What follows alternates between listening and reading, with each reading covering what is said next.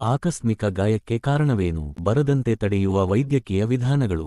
ಮಚ್ಚೆಯು ತುಂಬಾ ಸಾಮಾನ್ಯವಾಗಿದ್ದರೂ ಅದನ್ನು ನಿರ್ಲಕ್ಷಿಸಿದರೆ ಅಥವಾ ಆಗಾಗ್ಗೆ ಇದು ಗಂಭೀರ ಸಮಸ್ಯೆಯಾಗಬಹುದು.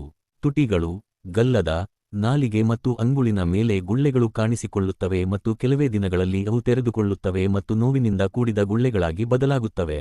ತಿನ್ನುವಾಗ ಮತ್ತು ಮಾತನಾಡುವಾಗ ನೋವು ಉಲ್ಬಣಗೊಳ್ಳುತ್ತದೆ. ಕುತ್ತಿಗೆ ನೋವು, ಜ್ವರ, ದೇಹ ನೋವು ಮತ್ತು ತಲೆನೋವು ಮುಂದುವರಿಯುತ್ತದೆ.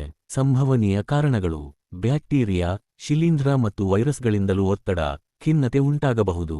ವಿಟಮಿನ್ ಬಿ ಕೊರತೆಯು ಜಠರಗರುಳಿನ ಕಾಯಿಲೆಗಳಿಂದ ಉಂಟಾಗುತ್ತದೆ. ಸಿಗರೇಟ್, ಬೀಡಿ ಸೇದುವ ಅಭ್ಯಾಸವಿದ್ದರೂ ಅವಕಾಶವಿದೆ.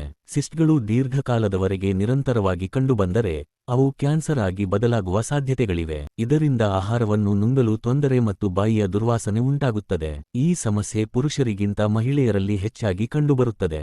ಮುಟ್ಟಿನ ಸಮಯದಲ್ಲಿ ಮಹಿಳೆಯರು ಹಾರ್ಮೋನುಗಳ ಬದಲಾವಣೆಗೆ ಒಳಗಾಗುವುದು ಸಹಜ.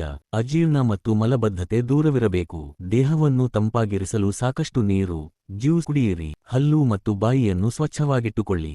ಒತ್ತಡವನ್ನು ತಪ್ಪಿಸಲು ಧ್ಯಾನ ಮತ್ತು ಯೋಗ ವ್ಯಾಯಾಮಗಳನ್ನು ಮಾಡಿ. ಬೇಯಿಸಿದ ನೆಲ್ಲಿಕಾಯಿ ಎಲೆಗಳು ನೀರಿನಲ್ಲಿ ಆಗಾಗ ಬಾಯಿ ಮುಕ್ಕಳಿಸುವುದರಿಂದ ಬಾಯಿ ಹುಣ್ಣು ಗುಣಮುಖವಾಗುತ್ತದೆ. ನೆಲ್ಲಿಕಾಯಿಯೊಂದಿಗೆ ತ್ರಿಫಲಾಸುರಾನ ಗಂಟಲು ನೋವನ್ನು ನಿವಾರಿಸುತ್ತದೆ. ನೀವು ಸಂಪೂರ್ಣ ತೆಂಗಿನಕಾಯಿ ಅಂದರೆ ಕೊಪ್ಪರನ್ನು ಸಹ ಬಳಸಬಹುದು.